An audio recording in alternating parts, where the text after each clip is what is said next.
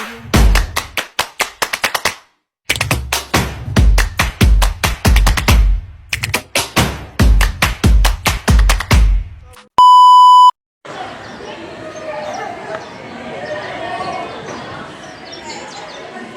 jelaskan bagaimana Islam memandang cinta tanah air. Cinta tanah air dalam Islam bukanlah kesukaan yang berlebihan yang merendahkan bangsa lain, tetapi berupa komitmen untuk membangun, menjaga, dan mempertahankan negeri agar menjadi negeri yang baik dan mendapat ampunan Allah. Dalil Quran yang mendukung pandangan tersebut.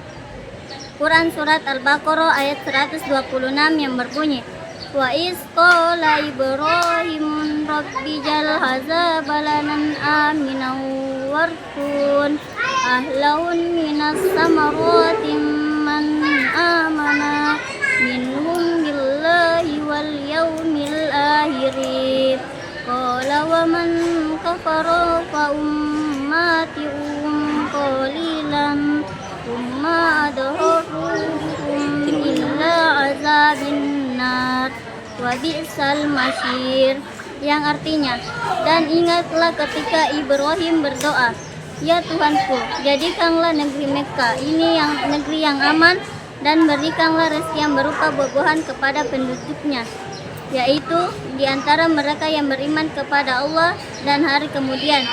Dia Allah berpikir, dan kepada orang yang kafir akan memberi kesenangan sementara, kemudian akan aku paksa dia ke dalam azab neraka, dan itulah seburuk tempat kembali. Penjelasan doa Nabi Ibrahim untuk keamanan dan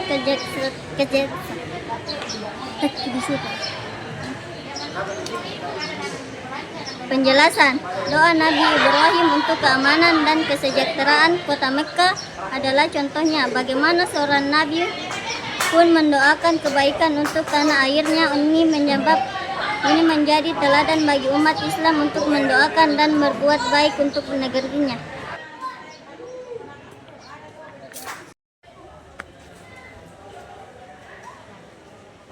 Dua, sebutkan dan jelaskan 5 contoh nyata sikap cinta tanah air yang sesuai dengan ajaran Islam dalam kehidupan sehari-hari, terutama di lingkungan sekolah. Yang pertama, hormat terhadap simbol negara, misalnya menghormati bendera, lagu, kebangsaan. Yang kedua, menjaga kebersihan lingkungan sekolah dan sekitar. Yang ketiga, belajar dengan sungguh-sungguh agar bisa kontribusi pada kemajuan negara. Yang keempat, menghormati perbedaan budaya, agama, suku, dan sekolah. Dan yang terakhir, aktif dalam kegiatan sosial di sekolah, kebersamaan, karya bakti, dan sosial.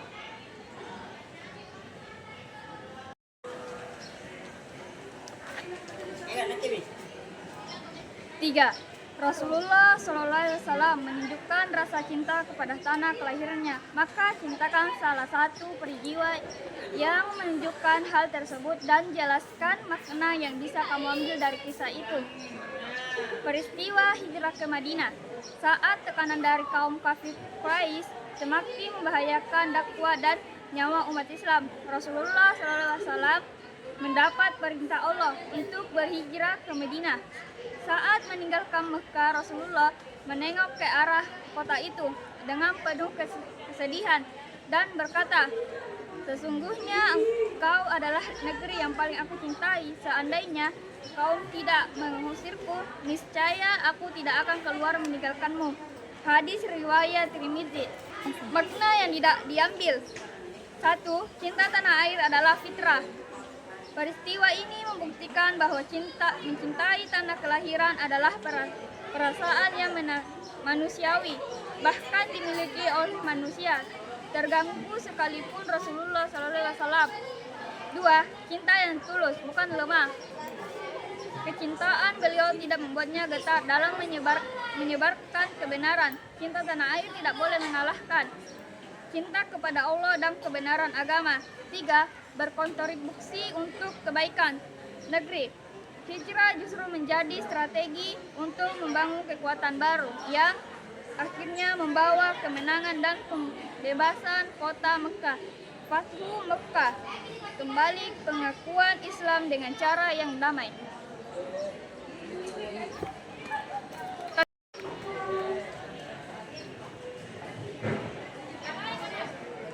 Empat, jelaskan bagaimana cinta tanah air bisa menjadi bagian dari bentuk jihad fisabilillah di era modern ini. Cinta tanah air sebagai jihad fisabilillah di era modern. Jihad di era modern tidak selalu berarti perang fisik. Jihad berarti bersungguh-sungguh di jalan Allah. Cinta tanah air dapat menjadi jihad dengan cara jihad ilmu, menuntut ilmu setinggi-tingginya dan menguasai teknologi untuk kemandirian dan kemajuan bangsa sehingga tidak bergantung pada negara lain. Jihad ekonomi berkontribusi membangun perekonomian bangsa dengan menjadi wirausaha yang jujur, profesional di bidangnya dan tidak melakukan korupsi. Jihad sosial memerangi kemiskinan, kebodohan, dan keterbelakangan dengan menjadi relawan, guru bagi yang membutuhkan atau aktif dalam kegiatan sosial. Jihad melawan hoaks dan radikalisme, menyebarkan perdamaian, persatuan, dan memerangi narasi-narasi memecah belah bangsa dengan bijak di media sosial.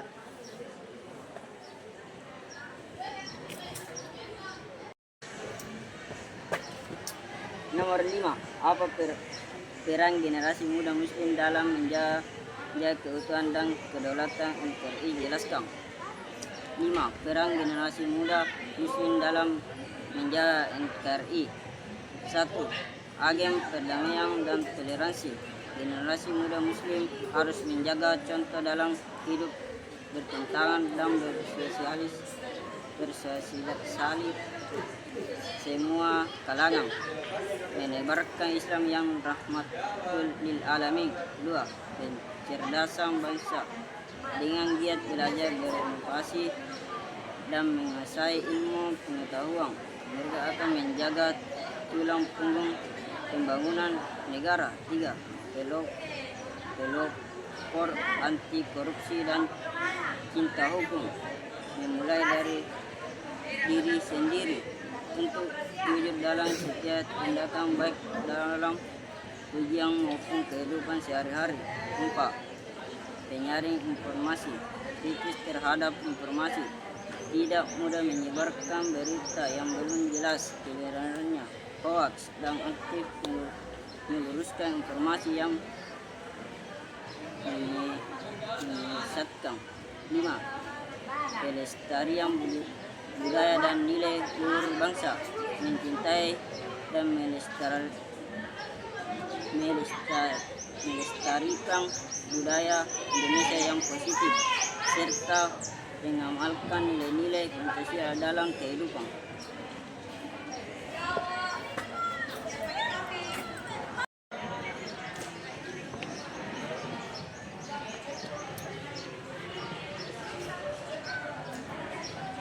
Enam, cari masing-masing satu berita mengenai permasalahan kekerasan yang mengatasnamakan agama dari sumber terpercaya, kemudian analisis permasalahan tersebut. Apa masalahnya, pelakunya, penyebab, motif yang melatar belakangi solusinya. Sumber berita Kompos.com. Judul berita, Polri sebut 24 anggota JAD di NTT rencanakan aksi teror saat Ramadan.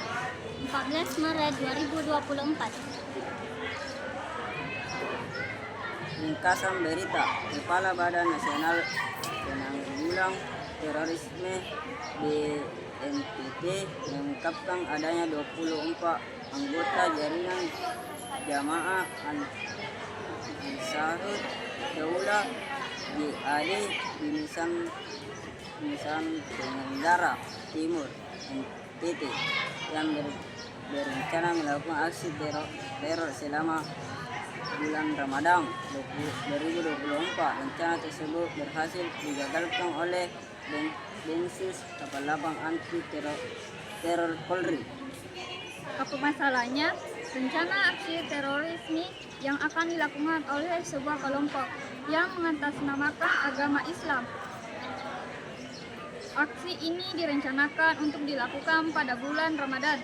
bulan yang suci dan penuh perdamaian, yang menunjukkan karakteristik yang bertentangan dengan nilai-nilai agama manapun. Hal ini menciptakan ancaman terhadap keamanan nasional, merusak citra Islam, dan menggoyak kerukunan umat beragama.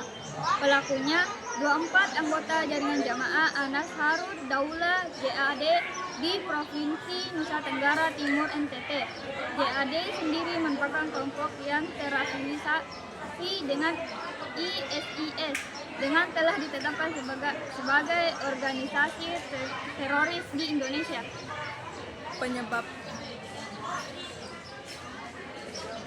Penyebabnya yang pertama, indoktrinasi paham radikal ekstrem.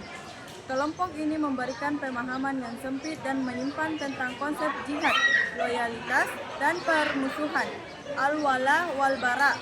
Yang kedua, efek konten radikal online, paparan terhadap propaganda dan materi radikal melalui internet dan media sosial yang sulit dikendalikan. Yang ketiga, eksploitasi isu sensitif. Kelompok ini mungkin memanfaatkan kondisi sosial, ketidakadilan, atau sentimen keagamaan tertentu untuk merekrut anggota dan membenarkan aksinya. Dan yang terakhir, isolasi sosial dan pencarian identitas.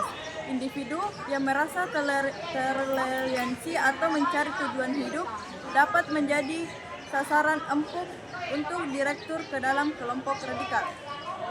Motif yang melatar belakangi. Yang pertama, motif ideologis. Keyakinan dogmatis yang keliru bahwa dengan melakukan aksi kekerasan mereka sedang berjihad melawan sistem yang dianggap tidak Islam. Mereka ingin mendirikan kekhilafan yang mereka pahami secara sempit. Yang kedua, motif simbolis.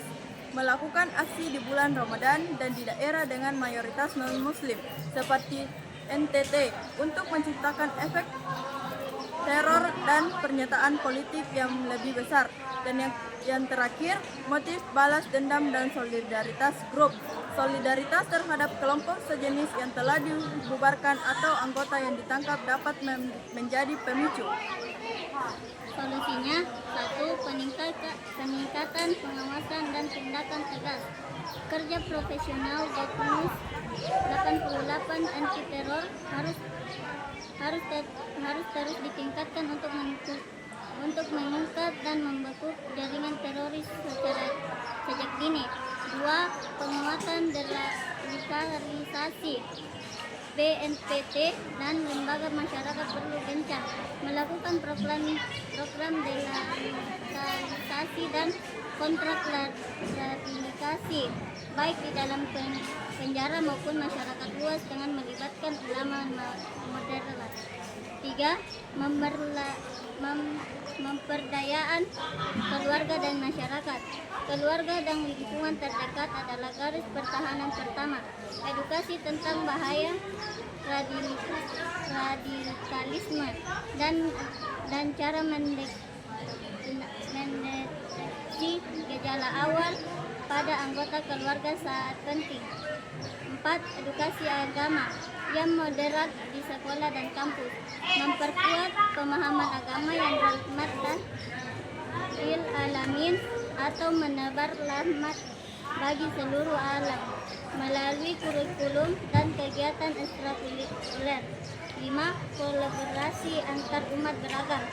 Tokoh agama dari berbagai kepercayaan harus bersatu menyuarakan perdamaian dan menolak segala bentuk kekerasan, menunjukkan bahwa masalah terorisme adalah musuh bersama seluruh bangsa, bukan cinta satu agama tertentu.